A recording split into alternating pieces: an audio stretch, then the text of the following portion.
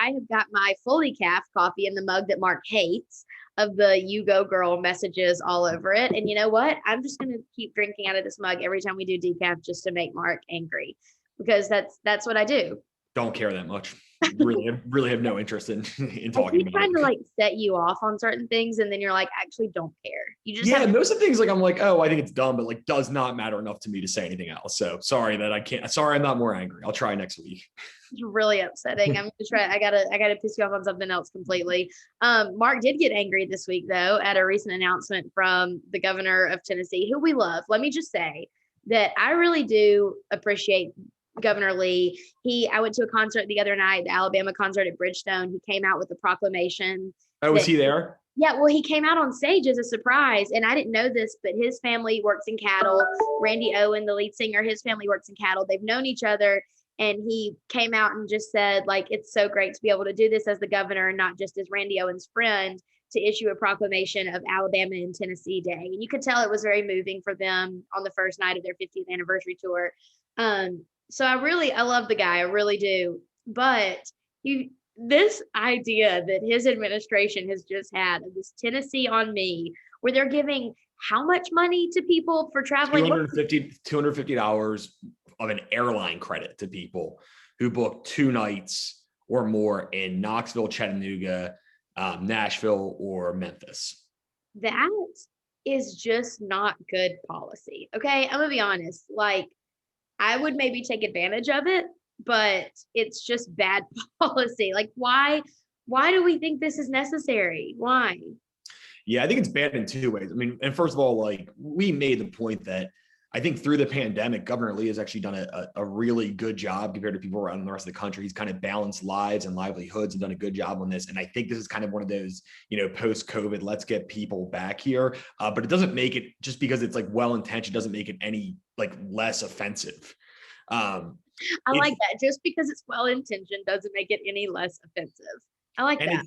It's problematic in 2 ways. The first way is that the government clearly shouldn't be doing this in the first place. I mean, the idea that the government is giving travelers money, like taxpayers money, to come in and visit us, it's not the role of government. And I will push back. A lot of the people on the left say, oh, well, why are you taking away, the federal subsidies while giving money to tourists here, the federal subsidies for unemployment? And it's like, well, both are bad, because this unemployment thing was clearly for COVID. That's bad. And just because you're like, you can be against both of them, and we are. So I think the left is trying to take advantage of it in like this weird way, talking about federal money that we declined because we need to get people back to work. And it's clearly worked with our unemployment rate going way down. But the fact is, like, the government should not be giving money to tourists to travel. I think it's questionable whether the tourism department even what they do in the first place, maybe they should be their own department. But this is really, really kind of offensive to say, oh, we're going to give money directly to tourists to travel here, a lot of which are probably already traveling here, or B, might be business people, because it's got to have a Sunday, Monday, or Tuesday part of being of this promotion. So that's bad. The second part is outside of what you think, like the government should not do it, but they shouldn't do corporate welfare either. But there's no actual, this is a very, very poorly thought out plan. Who thought of this idea? Like, oh yeah, come to hotel nights at Sunday, Monday, Tuesday, and we'll just give you cash to pay for your flight. Like, it's not even a good idea. It's not going to bring in tourism. Most of the people coming probably we're going to come anyway, or B, might be rebooking flights or hotels they already have. It just doesn't make any sense. And it's a taxpayer handout to Nashville, because you can go to 4 cities. I bet 90% of the tourism dollars in the state go to Nashville. So you're just giving more money to Nashville. And secondly, why is it even those 4 cities? Why isn't Gatlinburg included? Why isn't Cookeville? Why isn't Clarksville? I mean, it should at least be anywhere in the state. Johnson City. Why are these places not included? It's kind of like corporate welfare times like 10, and it's corporate welfare just given directly to tourists.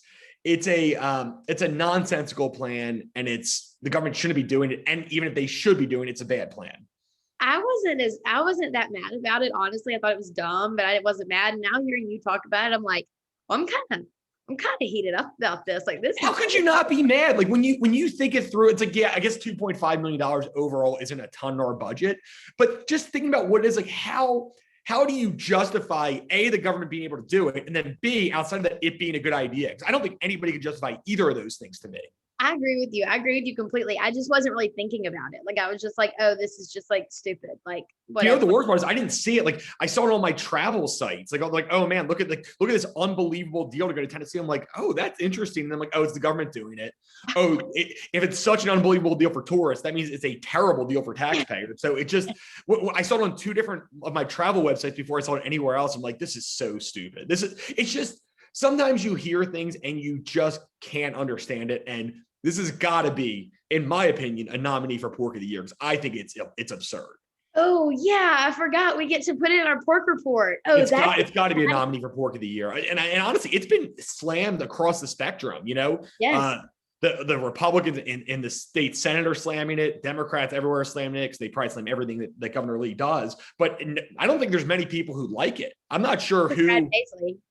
Yeah, well, I mean, I don't even know if he likes it. He just put his name on it. Doesn't mean that he likes it. I don't understand it. It makes no sense. And I would love for the kind of the governor's office to give an explanation of why this is actually good policy, or the tourism department, whatever. Like try to explain how they came up with this and why this is a good idea. Yeah, so let's talk about why it's even necessary, because we were talking about the 4th of July. I was kind of downtown. I was in the Gulch on the rooftop of LA Jackson to watch the fireworks, and we didn't. How much did that set you back? That had to be expensive for 4th of July. No cover charge. No way. Was it just packed? No. It was not packed, no cover charge, and they had drink specials. So I had like two $10 cocktails and a $10 hot dog. Like I spent $30 the whole night. I'm sorry, $10 for a cocktail and a hot dog, or $10 for a hot dog? No, it's just $10 for a hot dog. That's a terrible deal. Like you got ripped off. Really hungry, and hot dogs are like 75 cents. I know, but it was like loaded. It was like Chicago style, like a loaded hot dog. Okay, $1.50 then. I know, I agree, but I did it because I was hungry. But okay. just thinking of like the 4th of July downtown, you would expect to spend more than $30. I'm just saying, I spent $30. You spent more than $30 in parking. I know, we barely paid in parking. It was like $10 to park, and so we got out of there for nothing. And then we were in the Gulch, so we got straight on the interstate, went home, didn't have to deal with the 2 hours of downtown traffic. But that just brings me to my point that there were 400,000 tourists in downtown Nashville for the 4th of July. Mom and I went to the Alabama concert at Bridgestone the night before the 4th. Broadway was slammed. It was absolutely buck wild, crazy, insane. It begs the question of like, do we really need to be giving away money? Things are opened up. People are traveling to Nashville. Clearly, if anything, they should be promoting tourism like to the campsites outside Cookeville and like Fall Creek Falls or something like that, especially if we're still so concerned about COVID and the Delta variant or whatever. Why are we doing this? Come on, people. I know, that's right. Like if you're going to do this and you're going to pick 4 cities, I feel like the thing would be don't pick Nashville. That's we are doing great. There's people here. It looks right. It looks like pre-COVID, but like times 2. I mean, it's been insane all downtown. Like we clearly don't need it. Going to 5th and Broadway on any Saturday, it's like there's thousands and thousands of people there. Like this is it's even dumber when you think Nashville's included. But on the positive thing, it's cool that many people are downtown. I'm glad I wasn't downtown, and I would have assumed the Gulch would be better, but it's cool that many people came, and I'm sure that all the local businesses are really benefiting from it. Yeah. But yeah, maybe just stop using our tax dollars to bring more people that are the same people downtown. Probably the same people going to come anyway. I love that one of the themes of our show is like roasting idiots. And so I have an idiot to roast today. So 400,000 people in downtown Nashville. Nashville had the biggest fireworks show in the country because we were the most open, the city with the biggest fireworks show. And it was held up for like 30 minutes because these people went into an area that had to be cleared, a no trespassing area to the top of the bridge building. Apparently they were just like some shirtless dudes who had climbed up to the top of the bridge building to get a good view of the fireworks, even though all those buildings had to be cleared because of the explosions that were going to be happening.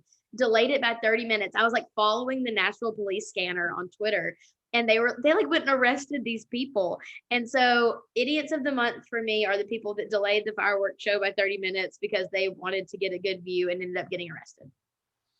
There's just some people that, I mean, if you believe in Darwinism, it's like I don't understand how they've made it like this far. Like just so dumb. And honestly, if you ever read like Scoop Nashville and just read some of the stuff that people do, it's like, man, there's some real, like, we like to think that people are smart, but there's a lot of people who are not smart. Yeah. So that wins my idiot of the month for Nashville. Just some The thing dumb is, that would literally be trumped every single day you go and scoop Nashville's website, because somebody does something dumber than that almost every single day.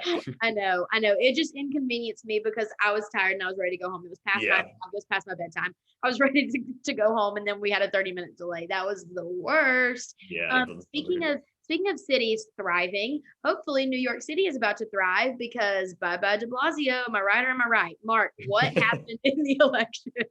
Gosh, he is the worst. I mean, I call a lot of people the worst. Bill de Blasio is actually the worst. He wins. We should be more careful and just like give him the title of the woke. Yeah, I mean, the people in New York City, I think his like approval rating is like 9%. I remember when he ran for president, like they asked how many New Yorkers went to run for president. Like usually your home city and home states, like it was like 3% thought he should run for president. Like is just I have a very polarizing personality, and I think more than 9% of people who know me would like me, and that's saying something.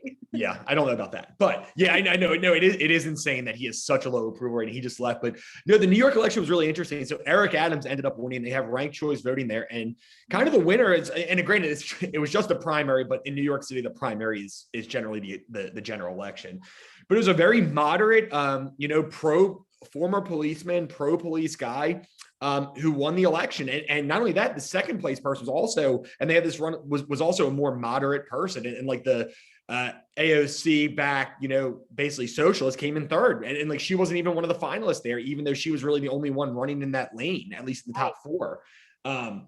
So it's an interesting, and even he said, hey, listen, National Democrats, this is what you need to, that's what he just said. He said, this is what you need to follow. Like, stop polarizing people. You can't do this defund the police stuff. And I mean, he's been good too. He's also spoken out against some of the bad things the police has done. So he's not fully like, oh, police no matter what. He's like, but this whole idea that like people are not going to accept more crime and more things because you want to get rid of the police. It's not something that works. You want to hold police accountable, but like we need more policemen out there, not less. And it's just a lesson that I think if New York City, which is kind of this liberal bastion, they were talking about being like, oh, is this going to be the first city, like the biggest city with a socialist type mayor? And she got crushed, yes. Maya Wiley. So it's I think it's an indication that maybe the National Democratic Party is moving too far left. And these are the kind of people who are going to win. Now, look, you're going to go into these very liberal cities and yeah, you're going to win some. I think Buffalo just elected a social, or is going to elect a socialist mayor. But it's just not going to work on the national scale. And these people like AOC and people on the very far left, they're not actually in step with the normal Democratic base. They're too far left. And yeah, the loudest and most annoying people on Twitter support them, but that's not where the Democrats are at. And I think that this is an indication. And in my opinion, the National Democrats would be smart to kind of follow Eric Adams, kind of pro-police, capitalist, but maybe like that kind of thing, saying like, yeah, maybe we're just not as far left as some of these people who make the news all the time are on Twitter, because that's not what we are as a party. So in a lot of ways, it's hardening to see that somebody who's a lot more moderate is going to, in New York City's not happy with the current direction. They want to move away from Mayor de Blasio, which Maya Wiley, who was the third place, the very liberal one, was in part of his cabinet too. I mean, it really is wild that people will gauge where they think the country's going off Twitter, whereas then this actually happens, like the actual working class people whose lives and livelihoods are put at risk by bad policy, don't support it at all. And the pundits and the talkers on the left, or the slate, I just associate them all with like Slate. And like the Slate people are the ones that think that they have their thumb on the heartbeat of the nation, and they just don't. And so my favorite thing is I watched one of the mayoral debates there. My favorite part is they asked all 9 Democratic candidates, would you consider hiring Bill de Blasio into your cabinet? And not one of them said yes. Not even the one who was part of his administration said yes. So all 9 said, well, no. I have never met anyone with a more fiery hatred of Bill de Blasio than you, Mark. I feel like he is the worst among us. I really do. I mean, maybe he's not a bad person, but it's like he just uses every and the day that he shut down everything in New York, he shut down gym stuff. He went and worked out like 2 hours before he shut everything down. Like he is I'm sorry. Like, and it's not even just his politics, it's everything. Like there's so much I don't like about the man. I'm sorry. I don't want to say I hate somebody, but he is among the worst. And apparently New York City all agrees with me. So it's not even a liberal conservative thing. It's just Mark awful. finally has a popular opinion. And you know what? We love to see it. Yes, it's about time. So we've been talking a lot about our favorite shows. from the past. And I was so pleased this morning when I woke up early this morning and I didn't want to get out of bed. So I flipped on HBO and I saw that Gossip Girl Revival premiered on HBO today. Mark, were you a Gossip Girl guy? No, I actually, the weird thing is it used to come on right after One Tree Hill. Right and after I'd watch One Tree Hill, but I'd stop. I tried to watch it. It just was it was a garbage show. So I chose not to. Well, I love Gossip Girl, and the revival came out today. The Friends reunion has happened. The Sex and the City revival is coming. Now, is the Sex and the City revival going to be a movie or a TV show? It's like a show. I think it's just like the Gilmore. Do you remember the Gilmore Girls revival? That was like four long episodes. I think it's probably going to be something like that. And it's the same original 4 people. Kim Cattrall, the one that you don't like, is not on it. Good. Yeah, Mark does not like Samantha. I've watched like 2 episodes. I just don't care for her one bit. Yeah, she's a lot. I'm a Charlotte girl, but yeah, everyone else is going to be back other than Kim Cattrall. Wait, is Charlotte the one with the red hair? No, that's Miranda. Charlotte. Okay, she's the one who actually ran for governor of New York and just got obliterated by Cuomo in the primary. Yeah, she totally did. I don't really care for her, but Charlotte, Kristen Davis is my favorite one, and so they're coming back. So Mark, I'll ask you, and I didn't ask you this before, so you might have to really think about it on the fly. If you could see a revival, your favorite characters back on screen, who would it be and why? I think if I'm thinking about what I would watch now, not compared to what I would have hoped for like 20 years ago. And they're actually coming out with a prequel, but The Sopranos was a show that, and the thing is, I didn't actually get into that when it came out. I watched it like a year and a half ago for the first time. And it was just really, really an excellent show. Because I'm not into mob stuff. That's like something that doesn't appeal to me.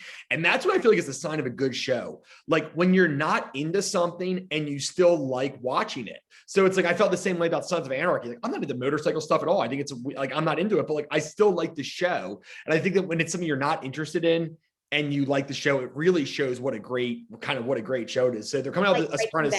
Yeah. I didn't like that show that much. But I like the show. Yeah, I wasn't a huge fan of that, but yeah, that's the same idea. But they're coming out with a prequel, but of course Tony is the actor that plays Tony is dead, so it'd be hard to do. But his son is playing him in the prequel. And he looks just like him. Wow. So it'll be good, but that's one show that I wish because it was just such a well done, good show that like I love One Tree Hill, I love the OC. I'm not sure that I would like it now watching like where they're at, but I do think that's okay. But listen to my concept for a One Tree Hill revival. You know, originally in One Tree Hill, there was the parent drama and there was the teenager drama. And I'm actually listening to the podcast Drama Queens right now, which is the female actresses from One Tree Hill watching and unpacking every episode. So kind of like the Office Girls. So who's on that? Is it Brooke? It's just Brooke, Peyton, Haley. Okay. And it's so good. And they were talking about on the recent episode that now that they're adults and they have children, about how they're loving the adult drama. They're loving the parent drama. They love to watch it. Whereas when they were 17, 18, 19 filming it, it didn't make sense to them. So my idea would be for a One Tree Hill revival, and it would feature their children. So like they would be the parent drama and then their children. Well, Jamie's probably like 18 now. I know. That's what I'm saying. It would be so interesting. So I would love to see a One Tree Hill revival, still have Dan, Karen, Deb as the grandparents, saucy grandma Deb, just being a little too out there, but have the original cast as the parents. I hope we can bring back Skills because he got arrested for like I think he like credit card fraud or something. Do you know that he was 40 years old playing a high schooler? Do you know that he was 40? Was he actually 40? Yes, Mark. Well, he was 40. The thing is, he looked pretty good. I mean, he looked like he was a high schooler.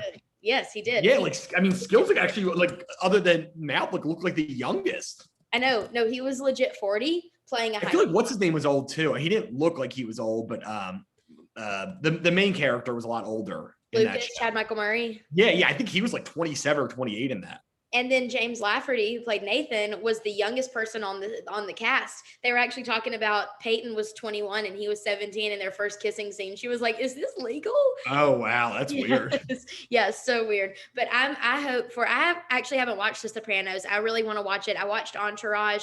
Entourage would be cool to see like how the Hollywood culture would be in like this day and age because they probably couldn't do that show now. I mean, I always see I watched the director. They have a show, a podcast too about the show. And he even kind of said like, if we like, cause people have asked him, like, do you want to bring this back? He's like, yeah, I do. Like, but we wouldn't compromise. And that's probably not okay at this point.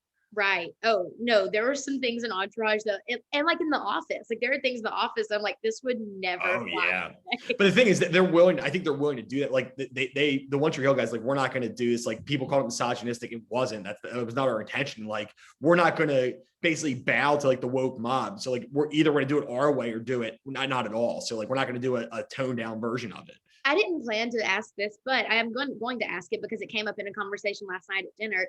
Do you think that the Hollywood people are going to start going anti-woke? Because I know the comedians did, because they say that Yes. jokes can't be funny if you're not making fun of people. I saw Sean Penn just went anti-woke. So Sean like, Penn. yeah, I who's like a Venice. You like him? Yeah. Oh, he's the worst person. Oh, he's a terrible person, but I've loved his role. Oh yeah. But I mean, he loved Hugo Chavez, like a Venezuela sympathizer. I've loved his but when he's like the most liberal socialist among us is coming out against like this cancel culture and woke stuff, like, and he even said like, because he played Harvey Milk in that movie, he's like, they would never let a straight guy play this now. And it's like, and that's so insane that's the case, where all we care about is, what this person, like, it's gotten to the point of insanity. So I mean, yes, I do think that. And I think Sean Penn, if like he's about the most out there, and Sarah Silverman, like the most liberal out there people, when they're saying it's an issue, I feel like it's gonna become more prevalent. I just don't know if people willing to speak out against it. You kind of have to be a big star in order to do that. Yeah, I know, but I hope that they do, and I hope that they buck up against the woke culture, because I mean, I watched The Office and I'm like, I know this wouldn't be okay now, but dang, it's really, really funny. Like, it's so funny to watch. Anyway, that's a discussion for another day. Mark, I know you have an interview to get on. Mark's going to go wow us on TV. So cheers. And talk about the Tennessee on Me. So yeah, definitely Google Beacon Center of Tennessee and Tennessee on Me, because we have a lot to say. And yeah, we actually mentioned the New York Post. They didn't mention us by name. They said, and a conservative think tank came out against it, which was us, but they didn't say Beacon. So like, we got in the New York Post, but just not by name. Well, hey, all of you people out there that are reading the New York Post, when you see that, just know it's us. Know it's us. Have a good weekend, y'all. See you next time.